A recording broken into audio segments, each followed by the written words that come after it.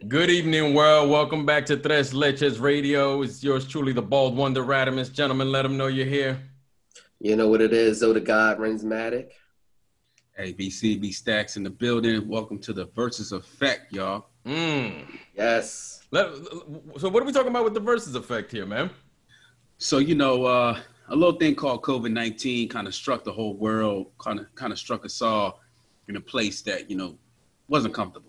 I might have heard of that. I think I heard of that, yeah. Yeah. Y'all familiar. Yeah. So, things as live shows and pop-up concerts were a thing of no more. And,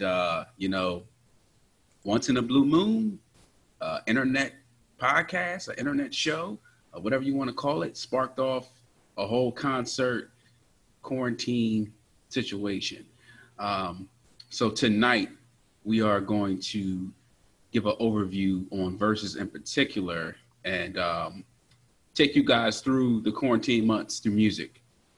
Yeah, I feel like this Verzuz thing was like the modern day Teletubby. Like, it's everywhere. You hear about it everywhere. Social media is pretty much what everybody's been using because we're quarantined, and it's really taking off. Yeah.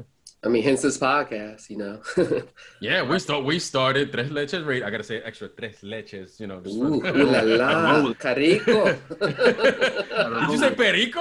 No, okay, not perico. I'm like, that's drugs, bro. That's drugs. Man. Hold on, let me clear my nose. This is a dare program, ladies and gentlemen. Just so Yeah, the 8 steps. So we don't co-sign that. But yeah, so we'll kick it off. So for those who you've been under a rock or you haven't had the opportunity to actually check out a Verzuz quarantine concert, it basically entertained, millions of folks worldwide. So what we're going to pose for the gentleman here tonight is the beginning of these quarantine concerts. So we're looking at March, mid-March to late March when this phenomenon happened, which will be way more important later in history. I'm gonna ask this question: who gets the credit? So D Nice had a historical, live DJ set performance. Questlove was known for going on his IG live, doing live DJ sets. You even had Erykah Badu, who was turning her live sets to concerts. She had mini concerts, and she's still doing this format, where she's now charging like $1 to get in. That's brilliant. She's a genius. Mm-hmm. that's not all she's selling. Ooh, hey. I don't want to get into her other products, but Yeah, Oh, yes. everything's on the market. And then Tim and Swiss kind of came with their own thing with it, and were able to market it, entitled Verzuz. So it'd be curious, and just for the listeners, we haven't even discussed this, so this is fresh news to even us in general. To y'all, man, who gets the credit for starting this stuff? I think it's a certain backdrop that we even have to take it further with even before how we got them now. So remember, the OG versus battle was, when they started it with me about 3 years ago, was initially, Just Blaze and Swiss. Mm-hmm. So that was really the first one. That was a Hot 97. Yeah. Yeah. So when they did it live, I don't know what, place they were at. Radio battle. Well, no, you're right. I think it might be. It was on. They used Instagram. Yeah, and then they used Instagram for it. Yeah. Yeah. So because I remember, because Just Blaze was interviewed about this maybe 3 months ago, and they were kind of asking him like, "Yo, how come you're not really involved in it?" Because Timbaland kind of took that place, and he was pretty much looking at on the traditional DJ battle aspect, say, "Hey, we were doing that, but we were also maybe creating beats on the fly on samples," and he wasn't all about the whole, I'm gonna put my catalog against your catalog type deal. So I mean, if we're looking at credit, I think Sir's there, but I think D Nice, with the impact he had when he first was running the records. I think Swizz and Timbaland especially saw an opportunity there, say, hey, we can maybe not only create this again, but get the buzz strong where a lot of people are going to pay attention, and now got on Apple and everything else. Where is that now as far as the influence and the power play? I would give it to just me personally, the way if you're talking about the verses, it was definitely Swiss. I like Swiss and Timbo. Like, yeah, I saw the one, the Swiss and Just Blaze thing. That was marketed more as like them battling. As far as quarantine, like the verses, like it was just Timbo and Swiss. That was how I found out. And then as far as like the concerts, like I felt like D Nice was spoken about more than anybody, to the point where they were like, yo, Diddy, Rihanna, even Stevie Wonder, I don't know how, but like tuned into the Instagram and stuff. You had all these A-list, Michelle Obama even tuned in. So if you break it up like that, like the verses, the order that I recall it, and correct me, was I think Timbo and Swiss, and then the concerts was, for me, was D Nice. Even though I think on Instagram, I can remember like Ninth Wonder, I felt like he was doing sets just at random on IG Live in the past. And I think even Tony Touch, like DJs just did that. I do recall that, but you know, but the concerts, I think the one who really broke it through was D Nice. D Nice, yeah, definitely. I think he was kind of like the spark, saying that, hey, this can actually be something big, you know, at that point. Yeah, I would agree. I think, you know, going back to those quarantine months, because we follow a lot of like DJs and producers and you know, people in the know-how, and it's same for me, man. It was like 11 notifications, and then that turned into like 1,000. Yeah, and I was like, oh wow, what is going on right now? And I think I probably caught it the next day because he had it rotating on his live still.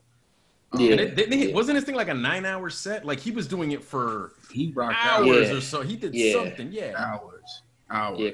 And people were hitting me up like, yo, B, I know you into the hip hop stuff. D Nice is he on the wheels still, and then you know, and I'm like, wow, this is bigger than just like our little hip hop community. This is like you said, Ray, everybody. It caught the world's attention, and you know what? I think there's some people who maybe still don't know who D Nice is. He's part of Boogie Down Productions, famous hip hop crew from the 80s.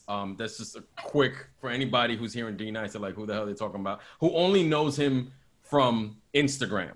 That's his background. That's his roots in hip hop. For sure. Pioneer. Yeah. For sure. But Swiss and Tim definitely took the cupcake and went to the pastry. Definitely. Put the icing on that. Yeah, no. And I watched that. I think that Timbo and Swiss battle went on for a while too. And you know, I think we're all in agreement here that like Swiss and Timbo is a lopsided matchup. Yes. Should have been Swiss and Chris Webber, right? Blood ashes. We actually got a comment on YouTube last week.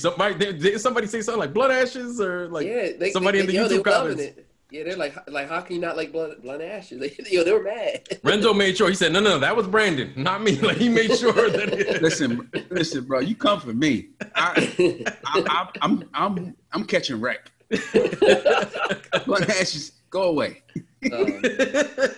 Crazy. All right, man. So we'll roll in deeper here. So let's talk about the actual Verzuz matchups. I mean, there's been a ton to count. We got 15 official ones, and I didn't even know the first Verzuz. This will be a trivia for the end of the show, but the first Verzuz will be people that no one would think.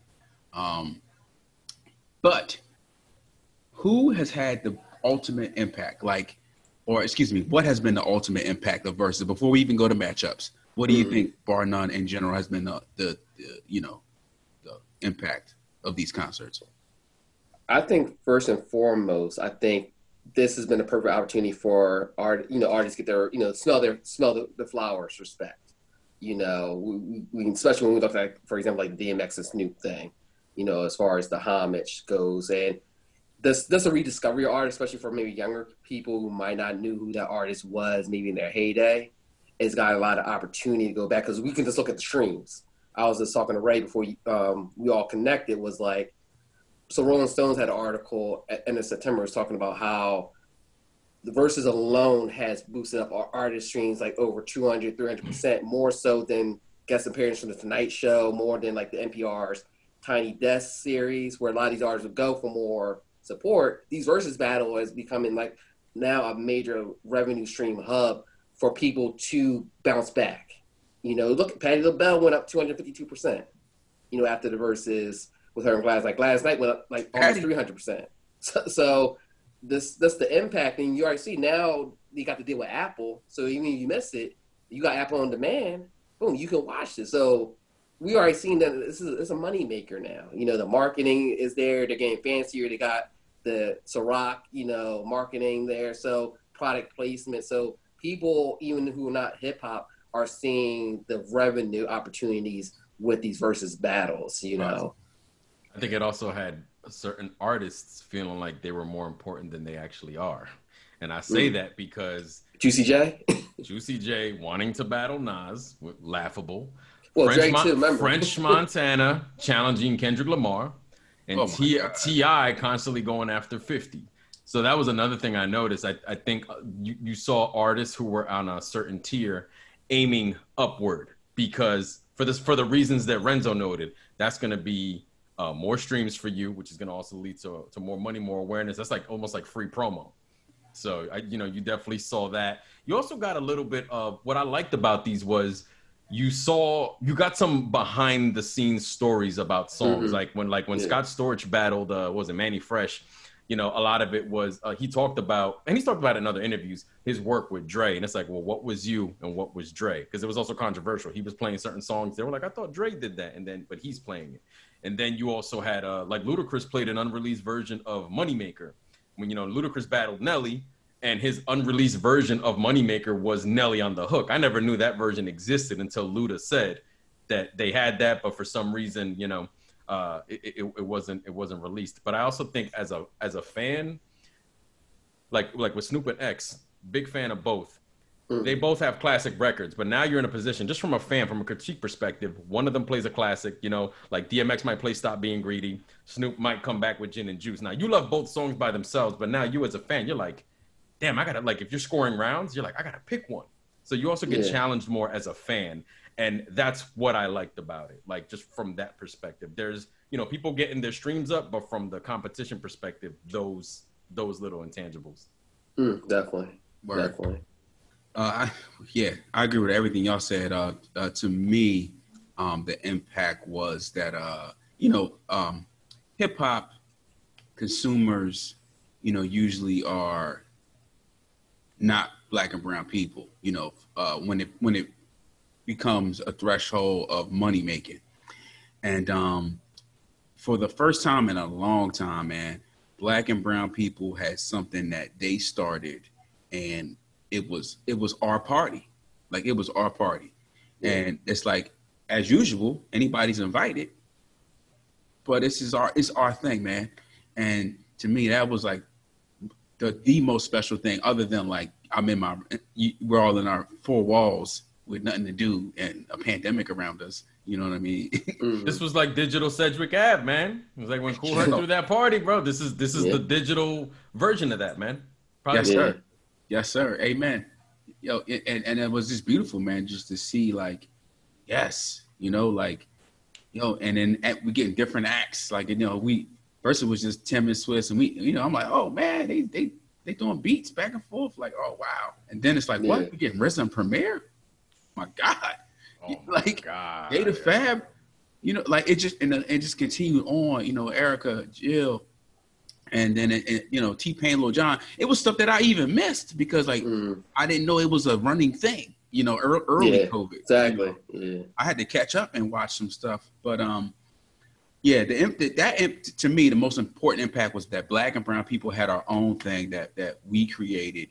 I mean, we create everything, but we're able to maximize, which is just the silver lining on it. It's like add that to the resume, yet another thing, because that's worldwide, and you know what I also found interesting is and the people that did the most numbers came from our generation and back. Like, I was looking at what the streams were.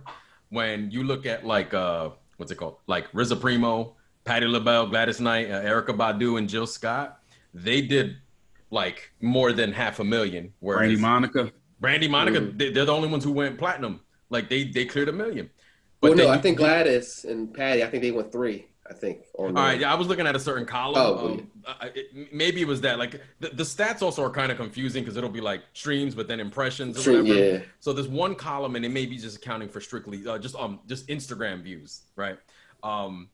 What's it called? They did more numbers, but then when you look at like a Rick Ross and the 2 Chainz, it did like way less. Like it had their fan base, right? But I found that ironic that the acts whose primes have like long passed, they brought in the biggest audiences. I noticed that when looking up the metrics for this. Mm-hmm. Right. Yeah. It was definitely like a veteran. Folks was checking for the veterans. Yeah. You know, like Zoe said earlier. Okay, so we'll roll. We'll keep rolling, man. Out of these matchups, man, you know, what was you guys like favorite versus matchups? Kirk Franklin. No, I'm playing. We got 15 to choose from. I had a couple. I think personally, I think my favorite still has been, and it's a tie between the Snoop. That was needed. Yeah, Snoop X was so much needed, and you know, just seeing X healthy, that was one of my personal favorites, as well as you know, my baby mama Badu and Gilly from Philly. But one thing I didn't notice, I don't think we have the impact of those, well, especially Snoop X, and we didn't have the Bounty Killer and Beanie Man, because that was like really the first one where they were actually doing head to head. Yeah, and to me that was a turning point. Off too, yeah. That was a show, yo. Exactly, and to me, I think that was the turning point of Verzuz, because at the time prior to that, I kind of wondered how sustainable it was. Because before, we knew the first couple ones, like, okay, I'm gonna play this track. I might get a little backdrop on this play track, and we just, you know, sitting there listening to it. Now you're actually seeing they're not only performing, but sometimes performing in the same studio. You know, because then we got Kiss and Fabulous, which on paper I didn't think was gonna be that good. To Jadakiss had a couple drinks in them, and you know, just yeah. Like, we'll put on Victory. I wrote that verse. But I think part of it, Jadakiss was cheating. Yeah, he was using all the cheat codes. He used all his bad boy features. That's gonna beat anybody. Come on, man. Yeah. Come on, Sky Zoo with 6 Clacks. Oh man. Yo, shout out to Noah. I know. But you know what? I think part of it, Renz, was they couldn't be in the same room because of where we were at in COVID. They were like, the social distancing was at like a 10. And then when they allowed it, the shows did get better when they could be in the same room. That one was also my favorite as well. The DMX and Snoop, the catalogs, the energy. You know, you saw, these are guys who made some of the most aggressive music, and you're seeing them show just genuine love. There was nothing fake or forced about it. I loved that one. The other one that I would throw in, because you spoke on that one, was Primo and RZA. That I remember, like, whatever I was doing that day, I made sure that I didn't want to catch that one on like rerun. I sat down, and for some of these, I actually opened up a spreadsheet. I created columns, and I just did my own personal scoring. I love that one. They're like the essence. It doesn't matter where hip hop is now. When you do your history, for those two to have been in a Verzuz, you know, and to still be here and be able to have participated in that, and it did numbers, right? These aren't like trap producers of now. These are just legends, and I thought that's a top 3, one of the Verzuz. For sure. Yeah, I favor the lo-fi ones, just because I don't know, man. It just signified like COVID, you know, like what was happening, like what the limitations that we had. So I favor the early ones, you know, even though like the sound quality is poor. No, Teddy Riley, no shots. The best memes to come out of that, man. Teddy, that was just Wi-Fi. It wasn't even sound quality. It was just, like, Teddy, you can't have a band. This ain't the show, Teddy. This ain't 91, Teddy. So Teddy wasn't your favorite then? Teddy Babyface? Teddy Babyface. No, it wasn't my favorite. No. But that was a good one just because of those two guys. Jill and Erica, you know, I mean, they went for like 3 hours, man.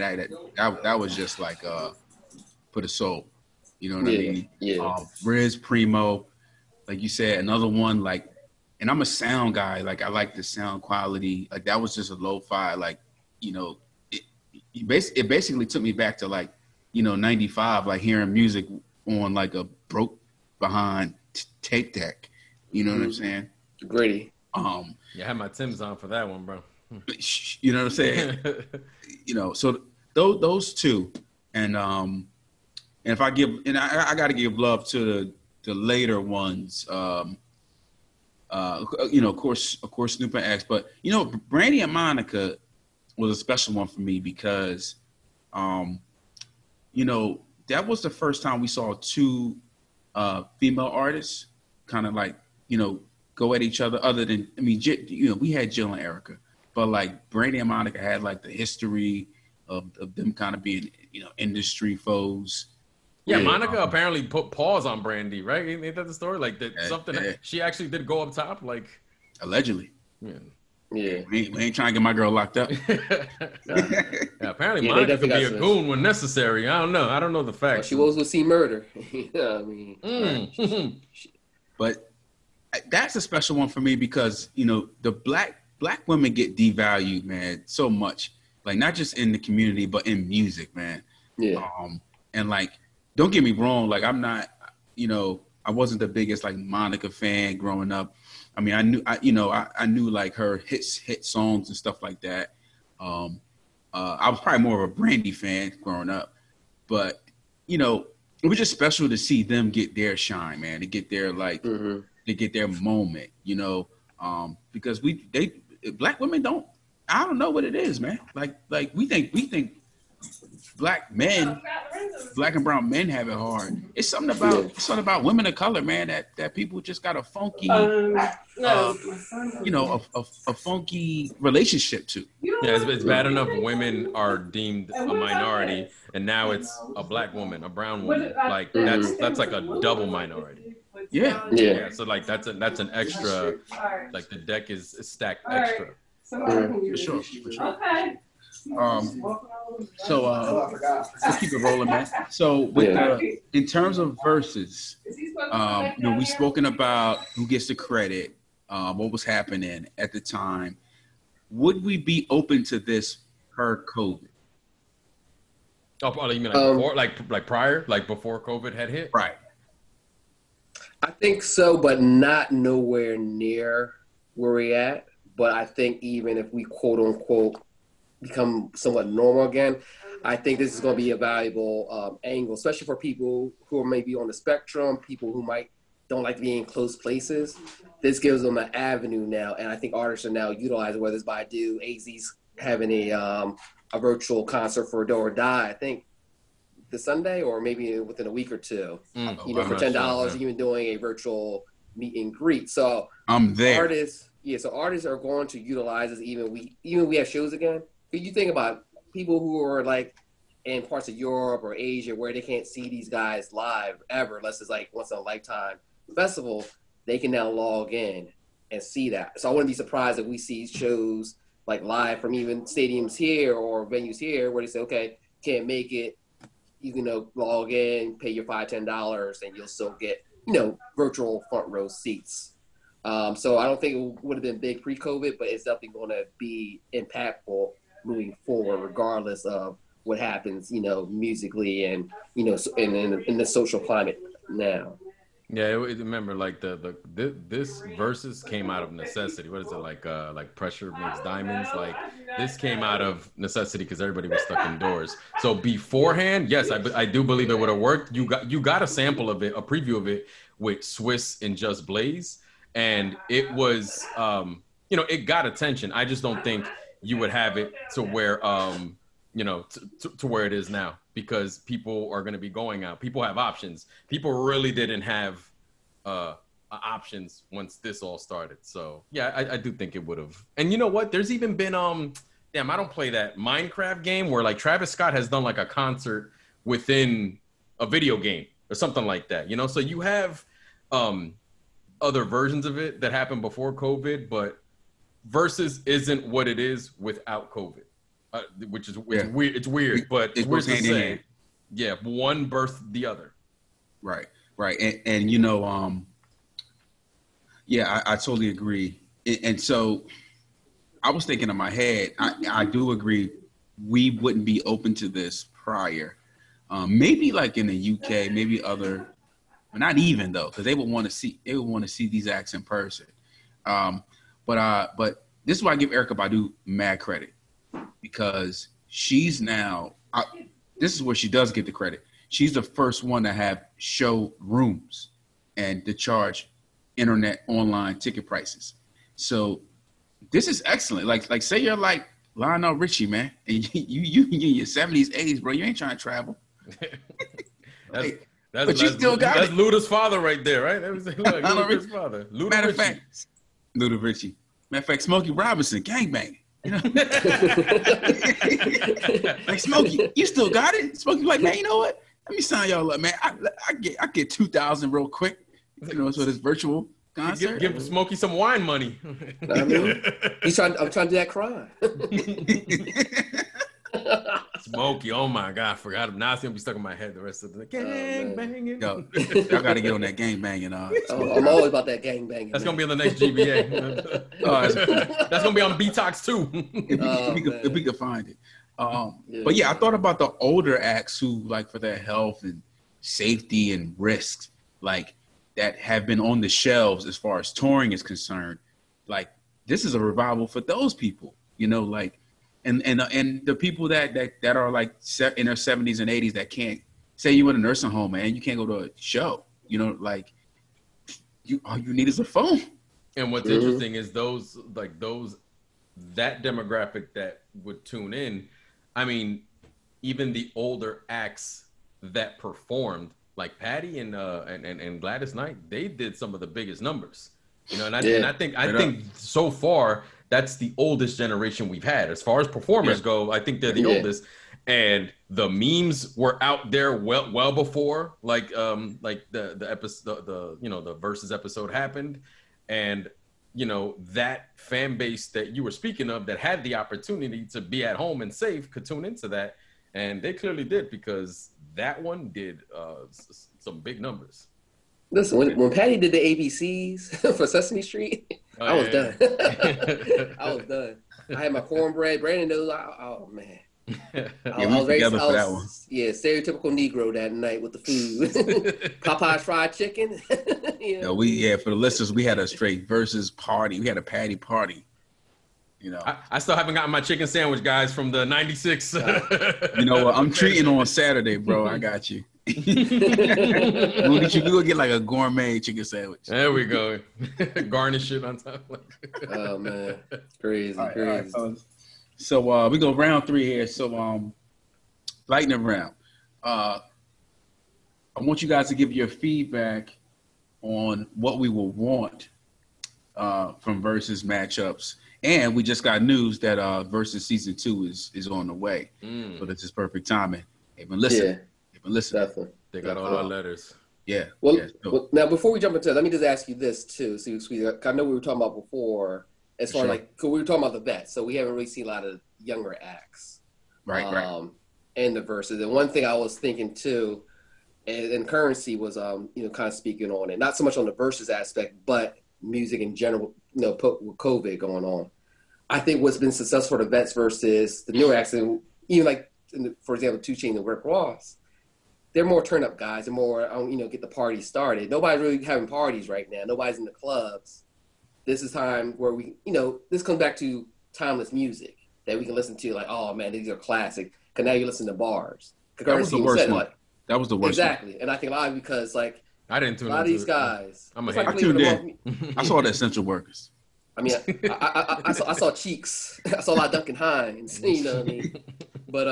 But it's like flavor of the month music. I think in Currency guy alluded to, like, lyricists have chance now to get more play in the streaming era, because now people are actually sitting down and listening because we're more idle, naturally speaking. Yeah. And and if you listen to some of the stuff we did with Harry Fraud, that is kind of loose to it. But like, I don't know. Do you think we're going to see younger acts? Because I know they were talking about Race Murder and Migos, but it's like, do somebody want to sit for 2 hours listening to like 9 songs that are going to sound, pretty much the same? I don't think the younger guys are going to go. And Brandon, I don't know if you agree with me, because they're still building their legacies. I noticed a lot of the acts that went, they're performing the cream of the crop, that like their legacy, their best days are behind them. So they're performing their best stuff. Somebody like a Kendrick Lamar probably wouldn't do it because he still has more left in him to add to his resume. You know, I don't. That's why I don't think you'll see like a. I'll be surprised. What I'm saying is if you see a Kendrick or a Drake or a J. Cole. I also think because they're the business side of it is I noticed that they try to limit their exposure, and that keeps that keeps more mystique, to their brand, and it keeps them more in demand. So yeah. So for some reason, Verzuz got tagged. Well, I'm not gonna say for some reason the OGs were doing it, but it got tagged as like, oh, that's the old guys do that. Like we don't want to be on that platform. So again, I see it as another block on hip hop and music in general. That is a barrier for no reason, because the 80s got blocked from the 90s, and the 90s got blocked from 2000s, and now we're finally seeing like the generations able to mend, a la Nas, King Disease, and other projects and stuff like that. But I don't know, man. I would hope so. I think I got faith in guys like A Currency and Joey Bad, dudes that we mentioned a lot on this podcast. I would hope that these guys are forefront thinking people to see where this is going. Mm-hmm. But unfortunately, I feel like it got tagged as like the old guy thing. Yeah. They're gonna be old someday. They need to not knock it because this Verzuz could be around forever. And when they're not relevant anymore, this has brought relevancy to people who have just kind of been away from the spotlight. For sure. Yeah. And another thing to add, though, legally, I mean, I'm no lawyer. I haven't been in the record industry, but you have to own your catalog to do this Verzuz. So that's an aspect. That's a factor that comes into play. So a lot of these young dudes, probably 80% of them probably wiped out.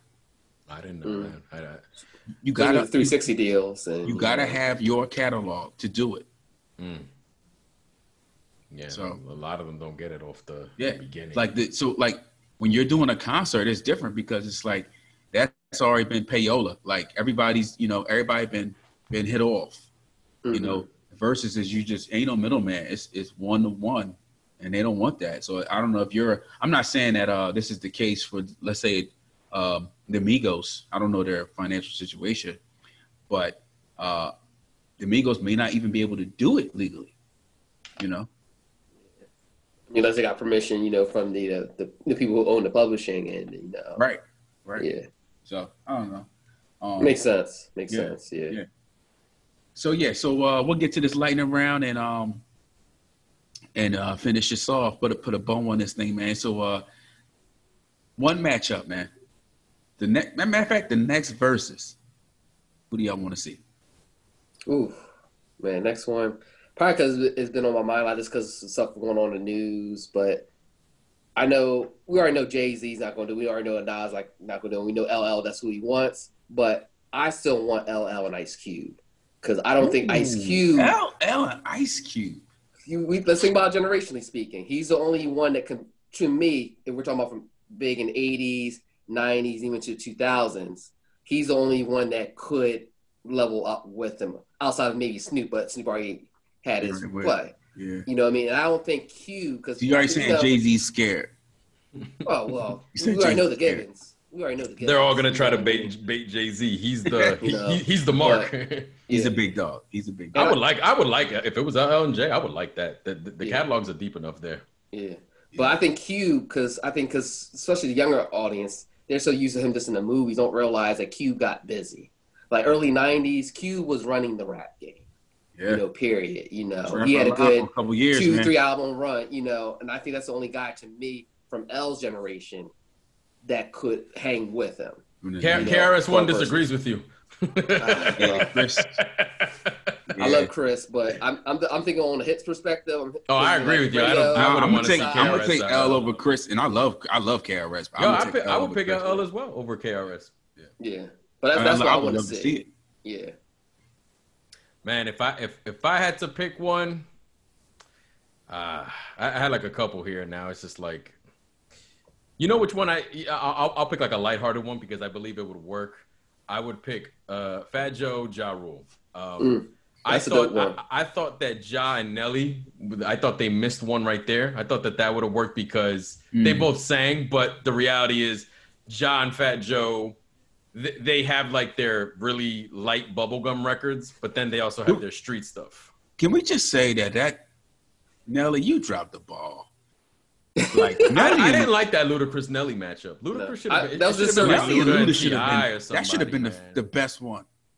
That was a mismatch, I think, man. I think they weren't the same. They were from the same era, but they didn't occupy the same lane. And but Nelly wasn't even playing like songs. He played a lot of them. Yeah, he played like.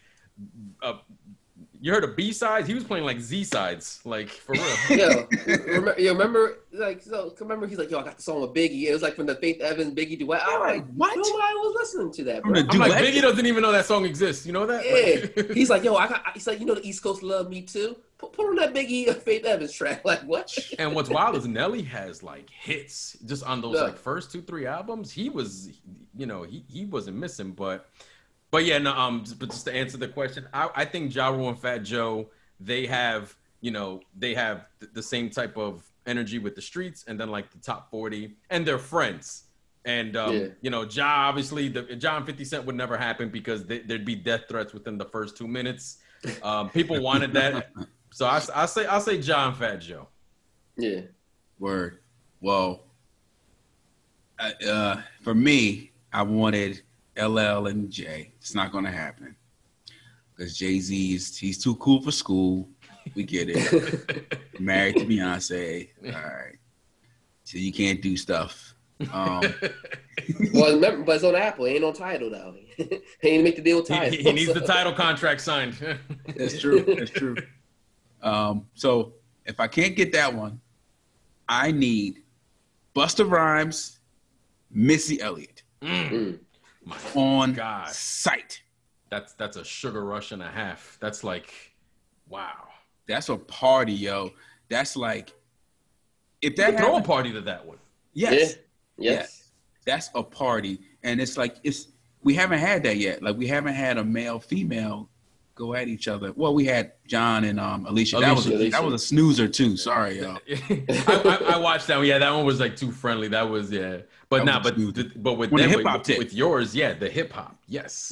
They interlock so like hip hop energy, man. Like they are akin to each other. They're almost like a brother sister. We already know what both their resumes is long, man. Long. That would be first off. Remember when Missy shut it down at the damn Super Bowl, man? Shit, like out of nowhere, and she hadn't done nothing for years. Like, yeah. And people thought she was a new artist. Right. Like, who's Missy Elliott? Yo, my niece was like, "Who's Missy?" Wow. Like her album sales, her stuff went up in the Super Bowl after that. Right. Know. Yeah, but I do like that one. I think they have that same high octane. I genuinely believe you could throw a party to that one because it's just they're gonna be at a certain level the whole time. Word. All right, man. So before we get out of here, we are going to let you guys know what we got coming up. But I'm gonna let the guys guess on what was the first versus battle. It wasn't. Timberland and the winner does not get a chicken's Popeye. I know you told us like 2 months ago. But I have no idea right now. I'm not doing the Google game right now. So we're not counting Timbo Swiss, right? Right. We're not counting that one. That was like initially. That was like the first one. Damn, what the hell was the first one, man? Was it no? It wasn't. It wasn't Little John and T-Pain. That was a few. No. That was a few in. I'll give y'all credit. Y'all get this. I wasn't Scott Storch and Manny, right? No, that was also a few in. Yeah, yo, but look at all these matchups that. Was it who's the redhead English singer? Oh, you got me beat there. I don't know who that is. Redhead. Ed Sheeran. Ed Sheeran. Oh, was he? Ding. He did a versus. He did a versus. With who? So. I can't say this on this podcast, man. It's two white guys. Reverse gentrification.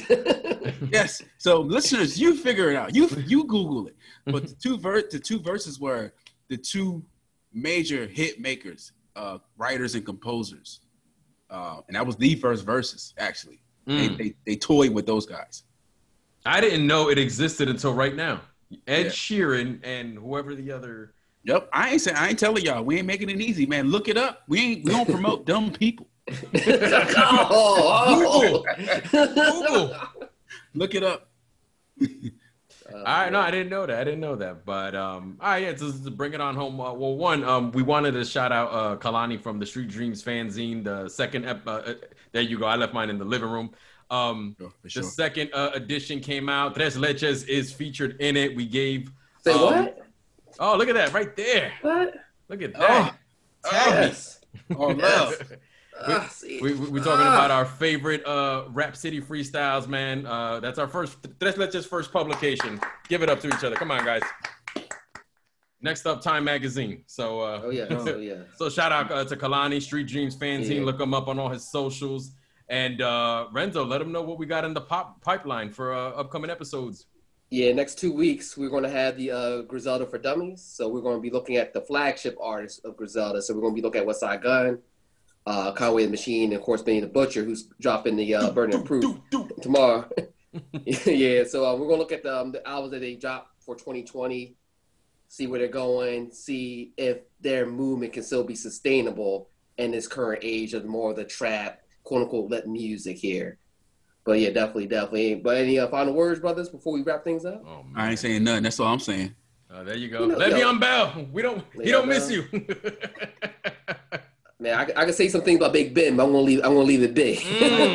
Not guilty. Not guilty. Filthy. But still filthy.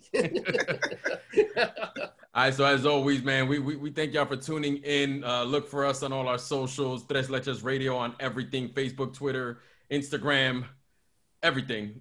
We appreciate y'all for tuning in. Let us know what you thought about the verses. As always, comment, we reply back. We always want the smoke, especially if you disagree with us. We actually like that more. Yeah, somebody tried firing me, from the previous episode. But Justin! What up? Unfireable. I know. All right, so Tres Leches signing off. We will see y'all in 2 weeks. Peace. Peace.